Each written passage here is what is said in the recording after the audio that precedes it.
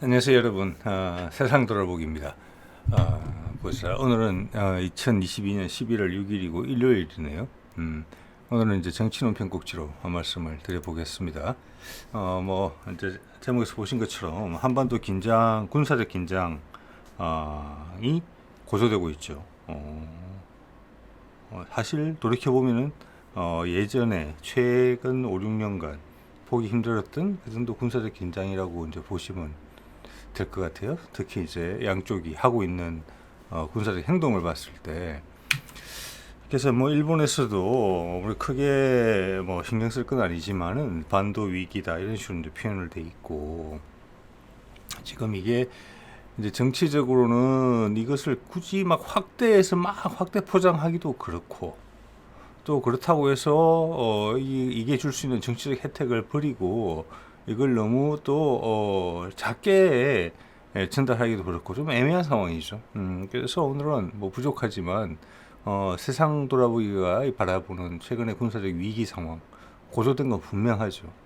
여기서 어떤 다른 상황으로 전개가 되더라도 하나도 이상할 게 없는 그런 상황인 것은 분명합니다. 그래서 이 앞뒤를 살펴보고 맥락을 앞으로 어떻게 될 것 같은가, 이 부분에 대한 짧은 생각을 한번 이야기해 보겠습니다. 자, 그리고 늘 일주일에 한 번씩 미국 모닝 컨설터 전 세계 22개국 지도자 국정 지지율 조사가 또 나오기 때문에 그 부분도 이야기 먼저 해야 되겠죠. 자, 이번에 11월 3일자 발표 나온 거예요. 여기 보면은 지난주까지만 하더라도 영국의 여자 총리가 이제 꼴찌 자리를 차지하고 있었는데 사임을 했잖아요, 2주 전에. 그리고 요번에 이제 새로 총리가 임명이 됐어요. 약간 인도계 쪽이 임명이 된 것 같은데, 그 사람이 등장하면서 처음으로 모닝 이제 컨설트에서 지지율이 잡힌 것 같은데 37%인가 잡힌 것 같아요. 자, 그 덕에 다시 이제 우리 윤석열 대통령이 최하위를 기록했고, 지난주에는 제 22%였어요. 이번에 19%로 내려갔는데, 그 위에가 최근에 우리 무기를 많이 수입해 가고 있는 폴란드의 대통령이네요. 보니까 폴란드의 대통령이 24%예요. 24%고 이제 우리 대통령이 19%죠. 여기 보면 이제 독일 총리의 지지율 상당히 낮은 편이고, 또 일본의 기시다 총리도 25, 6% 정도예요. 25%의 지지율은 단지 이제 싫다는 비중이 좀 낮기 때문에 순위가 이거보다 살짝 높게 올라가 있는데 그 정도 수준이죠. 자, 그래서 지금 이게 한 12주, 13주 동안 제가 모아놓은 이제 누적된 자료인데, 일주일에 한 번씩 말씀드린 걸 모아놓은 거죠.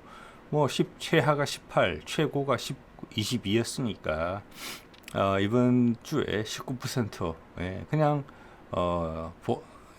아주 낮아진 상태에서 보합세를 계속 유지하고 있다. 지난 이제 트루스 총리가 영국에 인기가 엄청나게 없어짐으로 해서 이 모닝 컨설터 국정 지지율도 한 자릿수가 가능하다는 걸 보여줬어요. 자, 우리는 이제 18, 19%, 이 정도를 지금 유지하고 있다. 22개국 중에 최하위다. 그리고 그 상황이 지난 3달 이상간 그대로 유지되고 있다. 이 정도면은 어떤 특정 조사 기관의 편차를 떠나서 그리고 이거는 국제적으로 비교할 수 있는 편차거든요. 그리고 타국에서는 어느 정도 그들 자국의 국정조사랑 그들 자국의 지지율 조사랑 비슷하단 말이에요. 그렇기 때문에 제가 이걸 항상 보여드리려는 거죠. 우리 내에서만 근데 비교 검증할 수 없는 이 두 데이터만 일주일에 한 번씩 나오고 있는데, 이들과 미국 컨설트의 모닝 컨설트의 격차는 왜 나는 거냐. 여기에 대해서 항상 보여드리는 거죠. 이 추이에 대해서 우리가 항상 차이의 추이에 대해서 우리가 항상 볼 필요가 있는 것이죠. 거기서 어떤 정치적 메시지가 이끌어내질 수도 있는 거죠. 그래서 한국갤럽과 리얼미터는 지금 이 미국 모닝 컨설트 때문에 처음으로 비교가 되는 거예요. 그때까지는 국내 여론조사에서 그 존재감을 어쩔 수 없이 인정받은 부분이 있었는데, 그 부분에 대해서 도전을 받고 있다. 그 도전의 내용에 대해서 여러분한테 매주 업데이트 드리고 있다, 이렇게 보셔도 될 것 같아요. 왜냐, 한 국가에서 국정 지지율 조사는 가장 중요한 여론조사입니다. 가장 중요한 데이터이기도 해요. 그리고 숨 쉬는 것 같죠. 숨 들이쉬고 내쉬고 맥박이랑 똑같죠. 예. 그 자료가 우리 혈압 재는 거, 병원 가서 이런 건강검진 받을 때 그게 오류가 있으면 모든 것에 예, 기분이 흐트러지는 거죠. 그래서 보여드리는 겁니다. 다시 차이가 벌어지고 있어요. 한국갤럽 29%, 리얼미트 35.7%인데 자그마치 모닝 컨설트 데이터와 11%, 한국갤럽은 리얼미트는 17.7%나 차이가 나고 있어요. 이때까지 봐온 차이 중에 가장 크게 벌어진 것 같아요. 예. 그죠? 다음에 또 보면은 또 다른 느낌이 있겠죠. 다음 주에. 일단은, 제 판단은 유보하고 이런 상황을 계속, 갱신시켜 드리도록 하겠습니다. 자, 그럼 오늘의 주제로 돌아가서 한반도의 군사적 긴장 고조. 여러 사안들이 있어요. 거기다가 이제 용산에서의 수많은 젊은이들이 희생된 사안하고 겹치면서 지금 아주 복잡한데, 제 눈에 띄는 제가 보기에 중요한 사안들에 대해서 뭐 당연히 저의 개인적인 선입견이 반영된 그런 거겠죠. 그걸 한번 훑어보도록 하겠습니다. 자, 극한 대치를 하고 있는데 MBC 자료죠. 예. 자, 이게 이제 달라진 게 뭐냐면 이제 횟수도 잦아졌고 화성 17호 대륙간 탄도탄도 쐈죠. 그제 남쪽 북쪽이 워낙 많은 걸 하고 있으니까 이제는 뭐 정리하기도 힘들어요. 예, 하고 힘들고 거기다가 지금 미국의 군사적 존재감이 지금 드러나고 있죠. 여기서 지금. 예. 그래서 그 어느 때보다 군사적 행동이 공동 훈련이 많아요. 그건 사실이에요. 분명하게. 원자력 잠수함도 한국에 와 있다는 거고, 항공모함도 왔다 갔다 했고, 지난번에 을지 훈련인지 연습인지를 하고 나서도 한미일, 일본에 끼어들어서 했죠. 예. 처음에는 중국을 상대로 해서 아시아 태평양 전략의 일환으로 했는지는 모르겠으나 지금은 북미 간의 협상이 깨짐으로 해서 왜냐? 유럽에서의 우크라이나에서는 전황이 이게 출구 전략이 시행이 되지 못함으로 인해서 북미 간에 좋은 일을 진행할 수가 없게 된 상황이죠. 그래서 당연한 군사적 긴장이에요. 어떻게 보면 예상됐던 바예요. 충분히. 예상됐던 바고 거기에 하나 다른 것은 일본이 끼기를 우리 남한 정부에서 강력히 원하고 있다. 이 점은 상당히 많이 다르죠. 북한도 상당히 언짢게 생각할 수 있는 부분이고 지난 5년간의 정부에서는 우리가 중재자 역할을 했고 완충 지역 노력을 하려고 했어요. 군사적 긴장이 고조될 때. 그러면서 주도권을 잡으려고 했죠. 한반도 상황에서. 왜? 우리가 살고 있는 땅이니까. 어떻게 보면 당연한 건데 지금의 정부는 편을 먹으려고 하고 있죠. 오히려 미국보다 한 발 앞서서 북한을 고립시키려고 하고 있어요. 그리고 군사적 긴장을 고조시키려고 하고 있죠. 예. 그런 상황이 많이 다르다고 봅니다. 그렇기 때문에 이게 상당히 격화될 수 있다.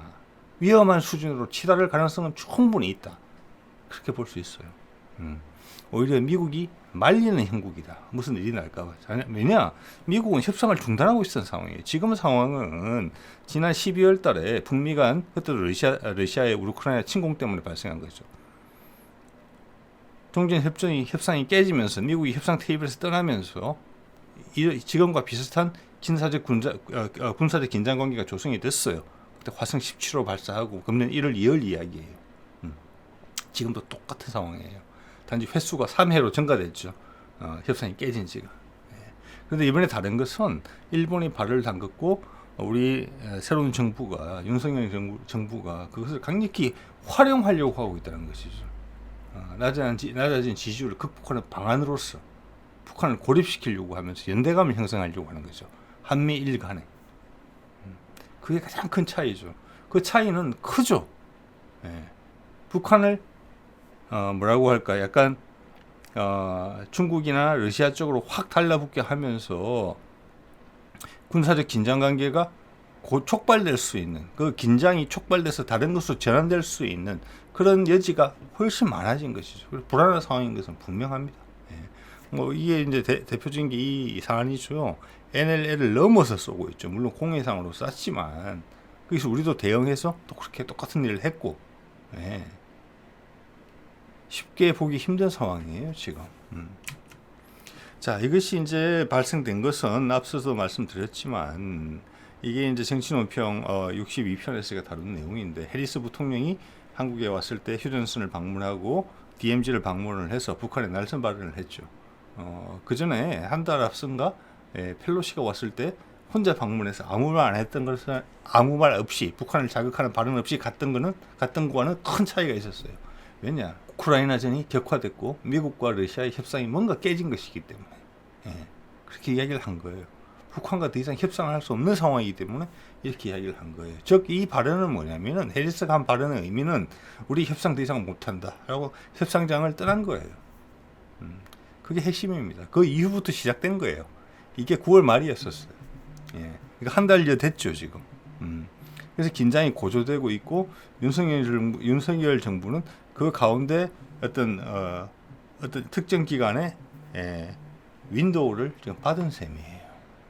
자기가 재량권을 발휘해서 낮아진 지지율을 극복하는 방안으로서 북한을 활용하는 부분.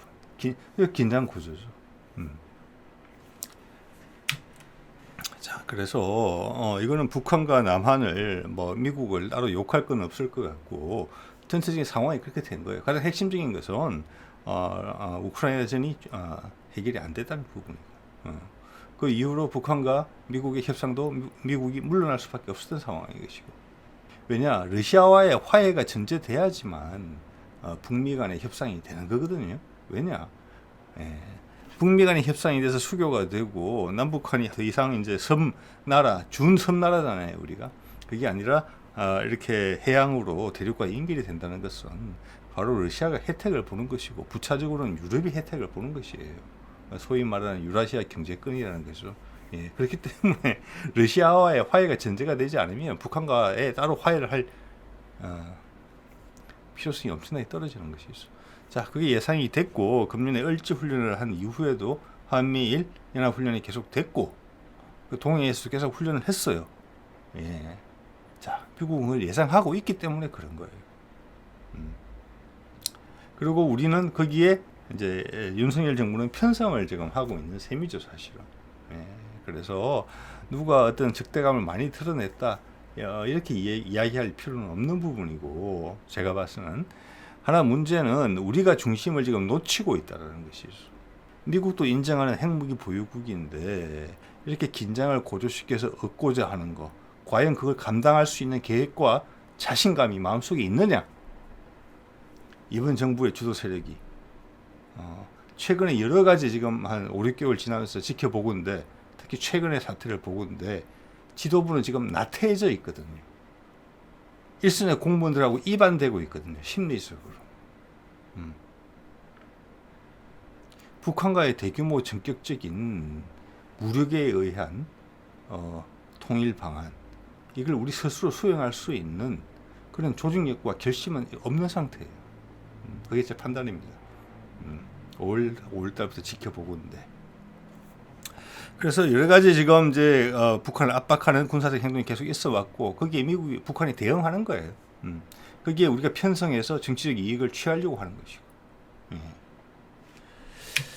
그게 제 생각이고 여기 보면은 이제 이게 중앙일보인데 11월 초 1일이죠. 미국의 핵 잠수함이 부산 입항을 전격적으로 공개를 했다. 그것도 일환이겠죠. 우리는 너희한테 반격을 가할 수 있다. 그런데 미국은 북한은 어차피 화성 17호를 발사했어요. 발사하는 순간에는 이게 어디 날아갈지 모르는 겁니다. 그래서 지금 강대강 대치가 맞아요. 기본적으로 미국과 북한 사이에요. 자, 그리고 이게 중앙일보 기사인데 이기에 대해서 약간 오류도 있어요. 하나 지적하고 싶은 것은 이것을 전략 자산이라고 공개를 했는데 보도된 자료 그리고 제가 나름대로 찾아본 자료를 봐서는 맞아요. SSN 722번인 잠수함이 왔어요. 키웨스트라는 거예요. 이거는 전략 자산 아니에요.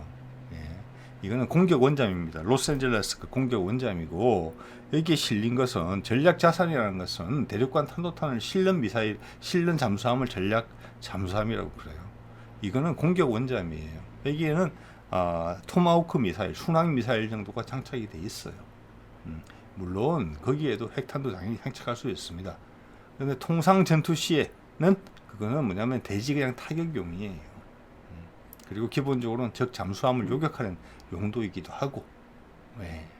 그래서 이 잠수함으로 들어옴으로 해서 우리 핵무기가 한국으로 왔다. 이런 식의 분위기를 풍기려는 언론이 있는데 그건 사실관계와 부합하지 않는다. 이런 말씀을 드리는 겁니다. 예. 자, 예전에도 세월호 사고가 나고 뭐 천안함 사고가 나고 그랬을 때 항상 주위에는 우리가 예상치 못했던 훈련과는 무관한 미 해군의 존재감들이 항상 있어 왔죠. 이런 거예요. 이번에는 그냥 언론에 공개한 거예요. 북한에 대한 압박 수단이 있어. 예. 그 서로 치닫고 있는 것이죠. 예. 말씀드린 것처럼 지금의 이제 군사적 긴장 그리고 북미 관계 경색은 예상이 충분히 됐던 부분이에요. 예. 그거는 미국을 탓할 수도 없고 북한을 탓할 수도 없어요. 예. 탓하자면 러시아를 탓해야 돼요. 그리고 러시아와 미국의 협상 중에서 무슨 일이 있었는지 몰라요. 예. 그래서 거기서 어긋난 거예요. 그래서 우크라이나전이 정리가 안 되는 부분이기 때문에 그게 될 뻔했던 거지요. 지난 9월 말에 그런 기색이 있었던 것이죠.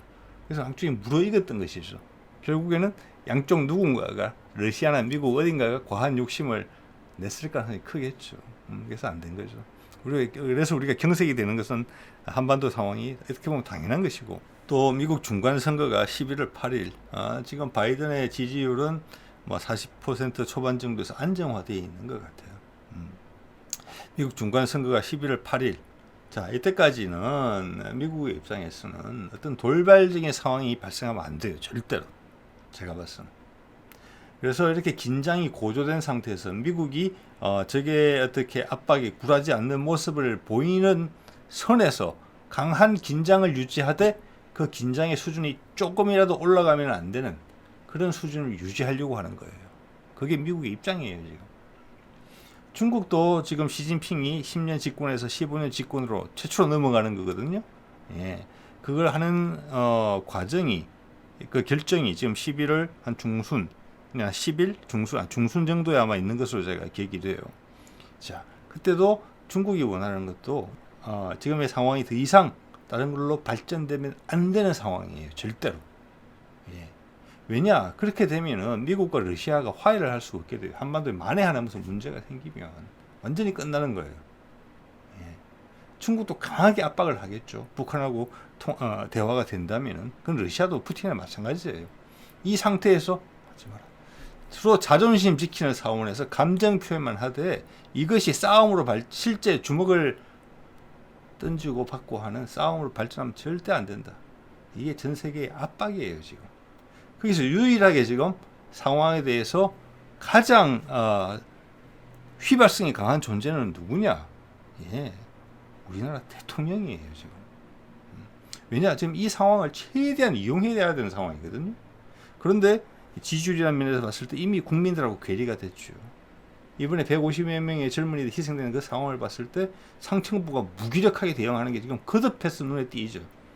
추모 기간이 끝났기 때문에 본격적으로 터져 나올 거예요. 예. 일선의 공무원들, 일선의 군인들과 심리적 괴리가 생겼다고 봐야 돼요. 많은 제보들이 나올 가능성이 커요. 이반되는 거죠, 그 내부에서. 자, 그러면서 대통령직을 계속 수행할 수 있는 동력을 확보하기 위해서는 북한과의 긴장을 고조시키는 방안밖에 없어요. 그리고 지금 짧은 기간이나마 북미 간 협상이 지금은 경색된 국면이기 때문에 그 기회를 최대한 활용하려고 노력하고 있는 중이에요. 물론 미국이 매 눈으로 쳐다보고 있지만 유럽에서 우크라이나전이 이 상태로 영원히 지속될 수가 없거든요. 어느 순간에 출구 전략을 해서 미국과 러시아가 합의를 해줘야 돼요. 네. 그 상황이 언제 올지 몰라요. 예, 여러 가지 정치 요인들이 많기 때문에 그걸 전망한다는 것은 어려운 것 같아요. 자, 그렇게 돼서 다시 북한과 미국이 대화를 진행한다? 그래서 지난번에도 미국의 압력에 의해서 우리 정부가 할 수밖에 없었던 펠로시 건하고 상관이 있죠. 네. 담대한 구상을 현실화합시다라고 갑자기 미국이 말을 던질 수가 있는 거예요. 네. 그러면 더 구석으로 몰리기 때문에, 그리고 그게 그 순간이 언제 다가올지 모르기 때문에 지금 마음이 조급하고 이 상황을 최대한 활용하려고 하는 거예요. 뭔가 반전의 기회를 모색해야 되는 순간이거든요.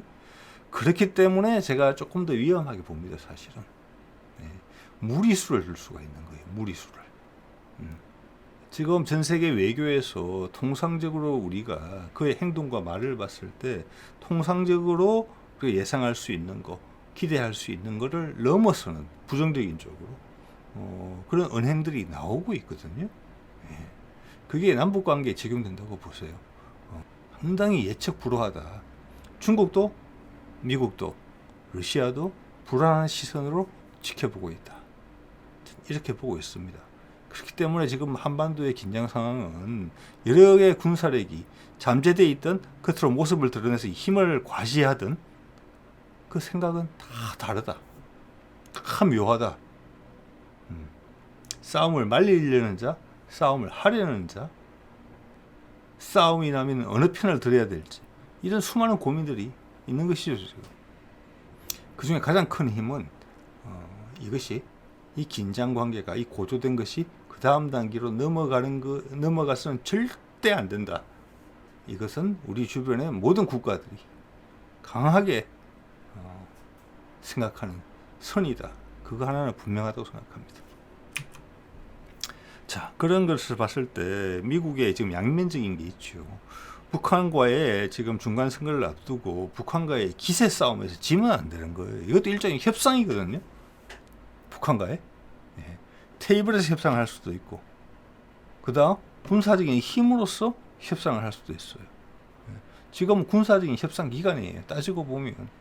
그렇지만 여기서 제가 협상이라는 단어를 굳이 쓰는 이유는 싸우지 않겠다라는 거예요. 왜냐, 지금 싸우면 그 다음 길이 다 다치니까. 어디에도 도움이 안 되는 일이 생기고, 현재 세상에서 가장 맞서기 걸거로운 국가랑 상대를 해야 된다는 부분이 발생하는 것이고, 거기는 주변에 중국, 러시아, 일본까지 관여가 되어 있는 국제적인 전장으로 확대될 여지가 있는 부분이기 때문에 그 나라들이 발을 담그지 않을 수가 없어요. 북한과 미국이 군사적 충돌을 하게 된다면. 그래서 미국에서는 절대 선택할 수 있는 사안이 아니에요. 그렇지만 맞서야 되는 것이죠. 자, 거기에 미국은 알고 있습니다. 우리 윤석열 정부가 여기를 이 기회를 활용하려고 한다는 것을 지렛대로서 그들의 정치적인 목적으로. 자, 그래서 계속 관리를 동시에 하는 거예요. 협상을 하고자 하는 것이지 한국 대신에 북한을 혼내줘서 나만의 윤석열 정부가 손 안 대고 코 푸는 북한을 접수하는 이런 상황을 초래해 주려고 하는 입장이 전혀 아니다. 그거는 미국이 잘 알고 있다고 저는 봅니다. 이때까지 보여준 행동을 봤을 때. 그리고 바이든이 오바마 시절부터 부통령으로서 그 당시 박근혜 정부 때부터 이 사안의 진행을 한국에서 사안의 진행을 쭉 살펴봤기 때문에 알아요. 안다고 봅니다. 저는. 네. 자, 그래서 지금 11월 5일 날 한미 안보 회의를 해서 우리 국방장관을 미국 국방장관 만났어요. 그래서 뭐 북한 정권의 종말 이런 단어까지 나왔다고 지금 돼 있는데 그거는 제가 보기에는 언론용 멘트고 실제로는 국방장관 우리가 군사적 행동을 하게 됐을 때 그의 실무 최고의 지휘권자가 국방장관이죠.